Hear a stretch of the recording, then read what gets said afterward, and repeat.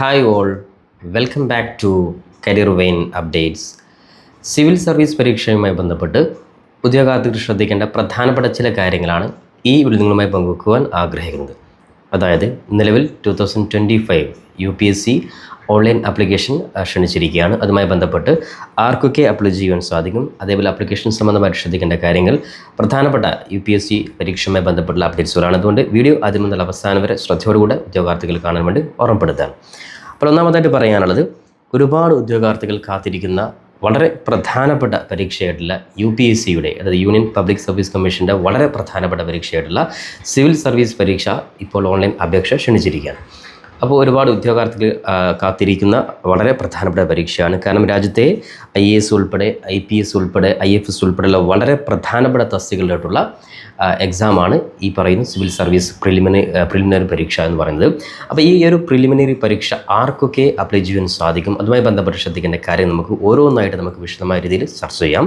അപ്പോൾ ഒന്നാമതായിട്ട് പറയുവാനുള്ളത്, ഇതിൻ്റെ മിനിമം ക്വാളിഫിക്കേഷൻ ശ്രദ്ധിക്കേണ്ട കാര്യം ഡിഗ്രിയാണ്. എനി സബ്ജക്റ്റ്, ഏതെങ്കിലും ഒരു സബ്ജക്റ്റിൽ ഡിഗ്രി എടുത്ത വിദ്യാർത്ഥികൾ, അത് റെഗുലർ ആണെങ്കിലും ഡിസ്റ്റൻസ് ആണെങ്കിലും അത് യാതൊരു പ്രശ്നവുമില്ല. ഡിഗ്രി എന്നുള്ള ഒരു ക്വാളിഫിക്കേഷൻ മാത്രമാണ് സിവിൽ സർവീസ് അതായത് UPSC പരീക്ഷയ്ക്ക് ആവശ്യമായിട്ടുള്ളത്. അപ്പോൾ അതുകൊണ്ട് തന്നെ നിലവിൽ 3ാം വർഷം, അതായത് ഫൈനൽ സെമസ്റ്റർ അല്ലെങ്കിൽ ഫൈനൽ ഇയർ പരീക്ഷ എഴുതുന്ന വിദ്യാർത്ഥികൾക്കും ഈ പറയുന്ന UPSCയുടെ സിവിൽ സർവീസ് പരീക്ഷയ്ക്ക് അപേക്ഷ കൊടുക്കുവാൻ സാധിക്കുന്നതാണ് കാര്യം ഉറപ്പെടുത്താണ്.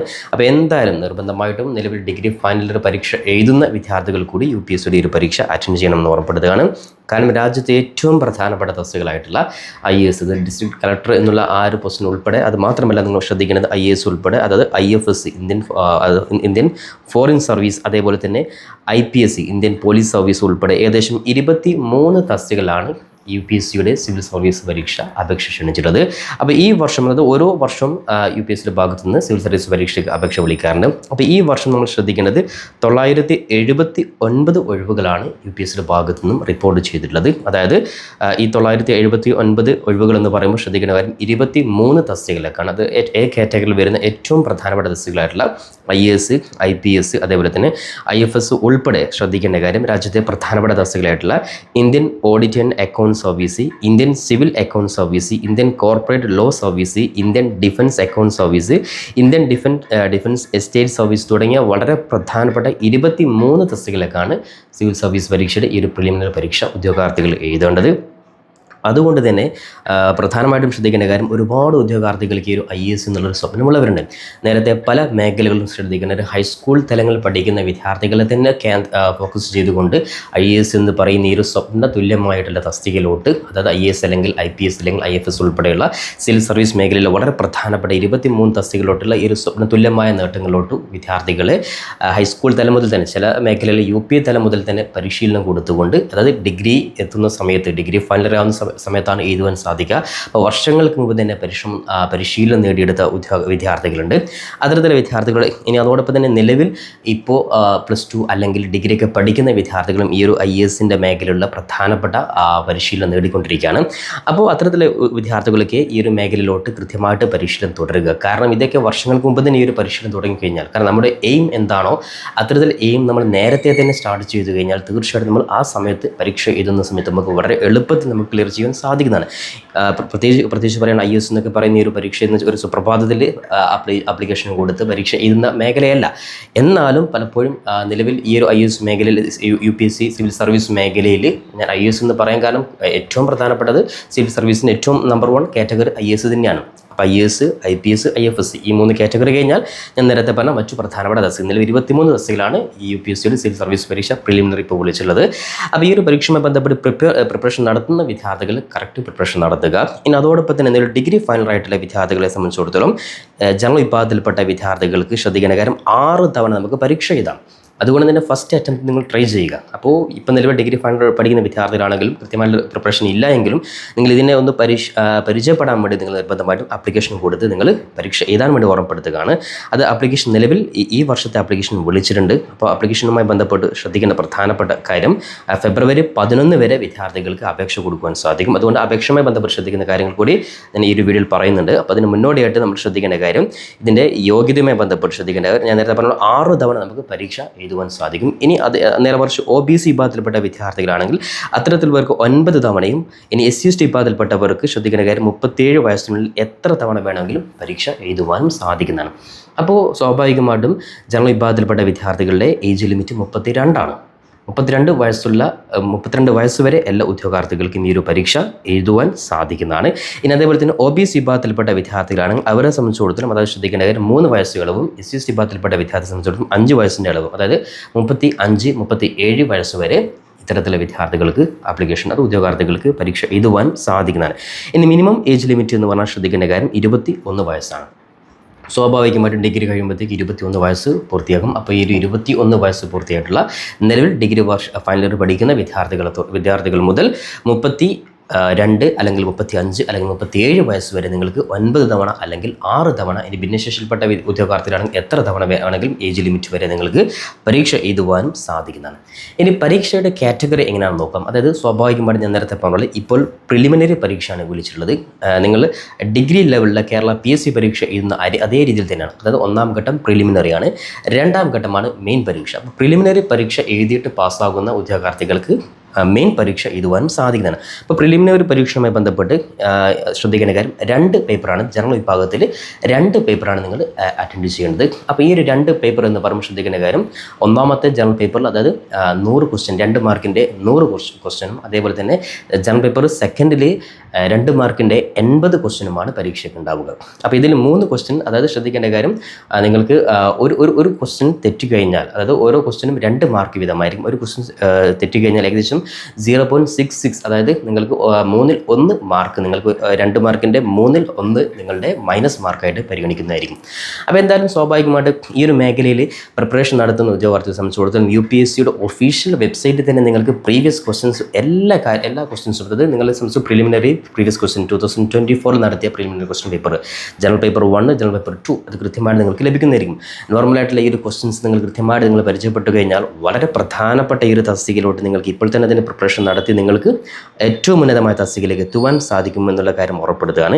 ഇതൊക്കെ സ്വപ്നം മാത്രമായിട്ട് കാണാതെ കൃത്യമായിട്ടുള്ളൊരു പരിശീലനം ഉണ്ടെങ്കിൽ നിങ്ങൾ മനസ്സിലാക്കുന്നത് നമ്മുടെ കേരളത്തിൽ തന്നെ ഒരുപാട് IAS, IPS, IFS, RVP ഈ മേഖലയിലെത്തിയത് കൃത്യമായിട്ടുള്ള അവരുടെ എയിം, കാരണം നമുക്കൊരു ലക്ഷ്യമുണ്ടെങ്കിൽ ആ ലക്ഷ്യത്തിലേക്ക് എത്തുവാൻ യാതൊരു പ്രശ്നവുമില്ല. നിലവിൽ ശ്രദ്ധിക്കുന്ന കാര്യം എനി ഡിഗ്രി എന്ന് പറയുമ്പോൾ ഒരുപാട് BTechകാരും അതേപോലെ തന്നെ MBBS മേഖലയുള്ള മെഡിക്കൽ ഫീൽഡ് മേഖലയുള്ളവരൊക്കെ ഈ ഒരു IAS മേഖലയിലോട്ട് വരുമ്പോൾ നമ്മൾ ശ്രദ്ധിക്കേണ്ടത് എനി ഡിഗ്രി എന്നുള്ളത്, അതായത് നമ്മളെ സംബന്ധിച്ചിടത്തോളം നമ്മുടെ കപ്പാസിറ്റി എന്ന് പറയുമ്പോൾ കൃത്യമായിട്ടൊരു പ്രിപ്പറേഷൻ നമുക്കുണ്ടെങ്കിൽ ഏത് ഫീൽഡിലുള്ളവർക്കും നേടിയെടുക്കാൻ സാധിക്കുന്ന ഒരു കാറ്റഗറി തന്നെയാണ് IAS, IPS, IFS എന്ന് പറയുന്ന ഒരു സിവിൽ സർവീസ് പരീക്ഷ എന്ന് പറയുന്നത്. അപ്പോൾ ഇതിൻ്റെ ആദ്യഘട്ടം പരീക്ഷ മെയ് 25-നാണ് വരുന്നത്. അപ്പോൾ നിലവിൽ അപേക്ഷ സമർപ്പിക്കുവാൻ വേണ്ടി ഉദ്യോഗാർത്ഥികൾ ശ്രദ്ധിക്കേണ്ട കാര്യം, ജസ്റ്റ് upsconline.gov.in നിങ്ങൾ ജസ്റ്റ് ഗൂഗിളിൽ upsconline.gov.in എന്നുള്ള വെബ്സൈറ്റിൽ കയറിയാൽ നിങ്ങൾക്ക് ന്യൂ രജിസ്ട്രേഷൻ എന്നുള്ള ലിങ്ക് ഏറ്റവും മുകളിൽ കാണാൻ സാധിക്കും. ആ ന്യൂ രജിസ്ട്രേഷൻ ലിങ്ക് നിങ്ങൾ ക്ലിക്ക് ചെയ്ത് കഴിഞ്ഞാൽ അവിടെ OTR 1 ടൈം രജിസ്ട്രേഷൻ, നമ്മൾ PSCയുടെ അതേ ഫോർമാറ്റ് ഈ വർഷം മാറിയിട്ടുണ്ട്. അത് ഈ വർഷത്തെ UPSC പരീക്ഷ മുതൽ കൃത്യമായിട്ട് കേരള PSCയുടെ നിങ്ങൾ പരീക്ഷ രജിസ്ട്രേഷൻ ചെയ്തത് അതേ രീതിയിൽ തന്നെയാണ്. അത് 1 ടൈം രജിസ്ട്രേഷൻ നിങ്ങൾ ചെയ്യണം. ആ OTR ക്ലിക്ക് ചെയ്ത് കഴിഞ്ഞാൽ പേഴ്സണൽ ഡീറ്റെയിൽസ് വെച്ചിട്ടുള്ള നിങ്ങൾക്കൊരു OTR രജിസ്ട്രേഷൻ, നിങ്ങൾ ഇമെയിൽ ഐ ഡി അല്ലെങ്കിൽ മൊബൈൽ നമ്പർ വെച്ചിട്ട് നിങ്ങൾക്ക് OTR, അതായത് 1 ടൈം രജിസ്ട്രേഷൻ നിങ്ങൾക്ക് ചെയ്യേണ്ടതുണ്ട്. ആ OTR ചെയ്തതിന് ശേഷം 2ാമത്തെ ഘട്ടത്തിലാണ് നിങ്ങൾ ആപ്ലിക്കേഷൻ നിങ്ങൾ കൊടുക്കേണ്ടത്. അപ്പോൾ ഇനി ഇങ്ങോട്ട് UPSCയുടെ ഭാഗത്തു നിന്നുള്ള ഏത് പരീക്ഷയ്ക്ക് ആപ്ലിക്കേഷൻ കൊടുക്കുകയാണെങ്കിലും ഉദ്യോഗാർത്ഥികൾക്ക് ഒരു തവണ മാത്രം OTR 1 ടൈം രജിസ്ട്രേഷൻ ചെയ്താൽ മതി.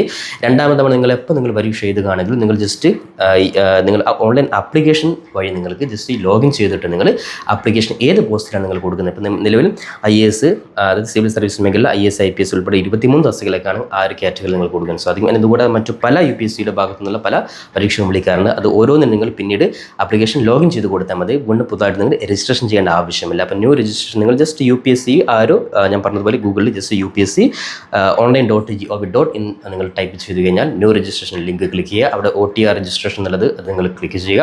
അതുവഴി നിങ്ങൾ പേഴ്സണൽ ഡീറ്റെയിൽസും പേഴ്സണലായിട്ടുള്ള ഡാറ്റകൾ നിങ്ങൾ അപ്ലോഡ് ചെയ്ത് നിങ്ങൾ 1 ടൈം രജിസ്ട്രേഷൻ പൂർത്തിയാക്കിയതിനു ശേഷം ഓൺലൈൻ ആപ്ലിക്കേഷൻ പ്ലാറ്റ്ഫോം 2ാമത് വീണ്ടും ക്ലിക്ക് ചെയ്യുക. അതിൽ വീണ്ടും ലോഗിൻ ചെയ്ത് കഴിഞ്ഞാൽ നിങ്ങൾ ഇമെയിൽ ID പാസ്വേഡ് വെച്ച് നിങ്ങൾ ലോഗിൻ ചെയ്ത് കഴിഞ്ഞാൽ നിങ്ങൾ ഇപ്പോൾ വിളിച്ചിട്ടുള്ള സിവിൽ സർവീസ് നിങ്ങൾക്ക് ആപ്ലിക്കേഷൻ നിങ്ങൾക്ക് കൊടുക്കുവാൻ സാധിക്കും. അത് നോർമലായിട്ടുള്ള കാറ്റഗറി, നോർമലായിട്ടുള്ള ആപ്ലിക്കേഷൻ രീതി മാത്രമാണ്. ഇത് സെപ്പറേറ്റ് ഞാൻ കാണിക്കുന്നില്ല. അത് നിങ്ങൾക്ക് വളരെ എളുപ്പത്തിൽ നിങ്ങൾക്ക് ആപ്ലിക്കേഷൻ കൊടുക്കുവാൻ സാധിക്കുന്നതാണ്.